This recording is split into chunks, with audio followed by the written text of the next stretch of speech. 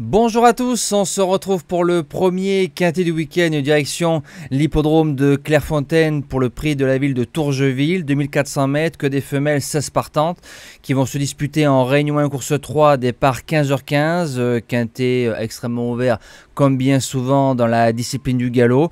On va d'abord suivre les résultats donc, de la veille mercredi dans le quintet, on n'a que le tiercé dans la sélection, je n'ai pas le quatrième, vu les rapports, il fallait donner tiercé, quarté et quinté dans l'ordre parce que les rapports des ordres sont vraiment très petits. Course par course correcte, on fait un 3 sur 4 avec les objectifs, le report du jour qui passe, un super 4, un trio en 3 chevaux. Il y a eu du bon et du moins bon. Par contre, la base gagnante reste sur 3 victoires en 4 quintés.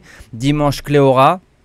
Lundi, Harmonie d'Aîné. Mardi, Cracovia, je peux en toucher un mot, était battu au bout de 100 mètres. Alors le vice, que c'est le terrain, c'est faux parce que la jument avait gagné en lourd. Donc Cracovia n'a pas été préparé pour cette course-là. Ça, c'est mon humble avis. Et mercredi, on a Apidanica. Donc ça, c'est bien. On est parti pour la sélection. On n'oublie pas le combo, like, partage. Merci à tous. C'est parti. En base gagnante, le numéro 7, Trero Woman.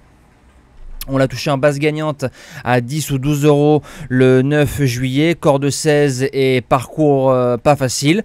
Donc là, je pense qu'avec un meilleur parcours, normalement, elle peut vaincre. La jument, cette saison dans les quintés plus, c'est 4e, 2e, 2e. Elle va devant, elle est dure, il n'y a que les femelles. C'est un peu son jour au papier. En deuxième base, le numéro 4, Lorne, qui est 3e de ce quintet-là l'année dernière en 37 de valeur. Elle a gagné cette saison quintet en 33, elle a répété en 36,5, elle se monte près de la tête, on fonce. Pour les chances, le numéro 9, Tarajal, gagnante de Quintet Plus l'année dernière ici même en 36 de valeur, on nous revient en 35,5 cette saison, on lui associe Stéphane Pasquier, je pense qu'elle peut refaire surface dans ce genre de lot. En quatrième position, le numéro 14, Andy.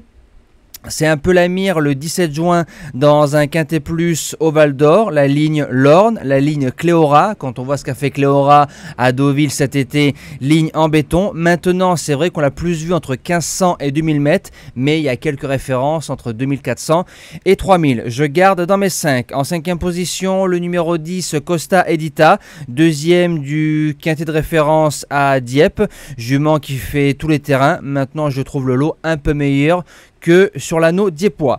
En sixième position, le numéro 2, Ricard Lavis, c'est la fameuse ligne de Dieppe. Alors si on garde l'un, on garde l'autre forcément.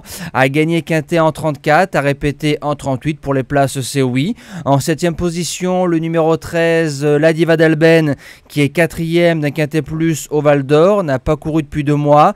Maintenant, la ligne de Saint-Cloud est plutôt pas mal. Si elle est suffisamment prête, elle peut jouer une place de 4-5. Et j'ai longuement hésité entre le 6 Snuggles et le 16 Indian Sunset. Je suis pas certain que le terrain sera très souple à collant, entre guillemets, ce qui avantagera Snuggles. J'ai gardé le 16 parce que Indian Sunset reste sur 2 victoires, monte de catégorie, l'impression visuelle est plutôt bonne et petit poids, 2400 mètres, ça peut faire la différence. En espérant ne pas me tromper, j'en attends plus un terrain qui s'assèche un peu d'ici samedi qu'un terrain collant ou lourd, sauf s'il y a des pluies qui arrivent de nulle part. Voilà, moi j'ai plus qu'à vous souhaiter un bon week-end. Merci à tous et à demain.